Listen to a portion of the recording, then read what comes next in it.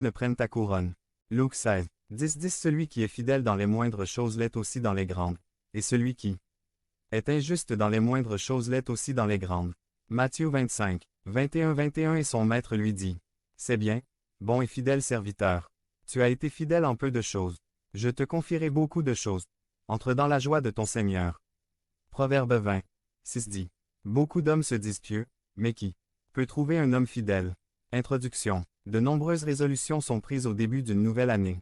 Seulement 12% se conforment à ce qui est proposé. Si vous vous êtes engagé à manger plus et à faire moins d'exercice, vous ferez sûrement partie de ce groupe sérieusement. Une nouvelle année est l'occasion d'établir des objectifs, des buts et de planifier comment les exécuter avec succès. Aujourd'hui, je vous propose de commencer cette année en vous engageant à être fidèle. X signifie être fidèle. Être fidèle ou fidélité, c'est rester, être ferme dans ce que l'on a commencé, avoir la foi, être des personnes fiables et responsables. La fidélité est une fidélité à tout prix. La personne fidèle est celle qui tient ses promesses et maintient sa loyauté. Même au fil du temps et des différentes circonstances. Il faut dire que la fidélité est une part essentielle de l'amour, car il n'y a pas d'amour sans confiance ou à l'inverse on ne peut pas faire confiance sans aimer. Et puisque Dieu est amour, il est fidèle. Dieu est notre exemple de fidélité. Gardez ceci à l'esprit. Dieu est toujours digne de confiance, car son essence est l'amour, son amour pour nous. Par conséquent, à mesure que vous grandissez spirituellement, la fidélité fleurira en vous en tant que fruit spirituel de Dieu. Jésus a dit, « Je serai toujours avec vous jusqu'à la fin du monde. » Parce que la fidélité de Dieu est une propriété indissociable de son amour et de sa grâce. 560. Dieu exige de nous la fidélité, la confiance et la certitude que nous recevrons ce qui a été promis de lui. La conduite aimante et fidèle de Dieu nous invite puissamment à lui être fidèles jusqu'à la mort, et nous recevrons de lui la couronne de vie. Quelle sécurité cela nous donne-t-il de savoir que Dieu est fidèle, mais si Dieu nous est fidèle, que pouvons-nous faire de moins que de lui être fidèles? Comment pouvons-nous manifester cette fidélité? Quels avantages cela apportera-t-il? Une autre fidélité se fonde sur la fidélité de Dieu.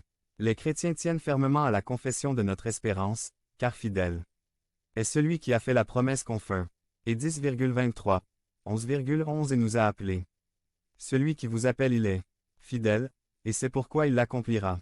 Il est le fondement de notre fidélité 1 Th 5, 24. Saint Paul n'hésite pas à appliquer cette fidélité divine à celle de Jésus-Christ.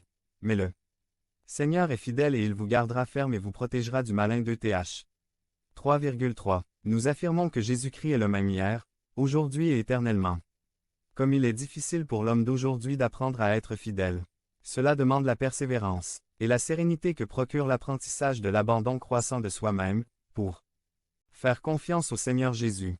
Le chrétien a l'appel et la responsabilité de rester fidèle dans son service à Dieu. Nous avons été appelés à être fidèles et à ne pas trébucher ou vaciller dans la foi face à des situations difficiles. Notre confiance et notre regard doivent être uniquement en Dieu, et non en les hommes ou les circonstances. Dans tous les domaines de notre vie, la fidélité à Dieu doit se manifester. Aujourd'hui, je veux souligner ce qui suit. À la fidélité à Dieu.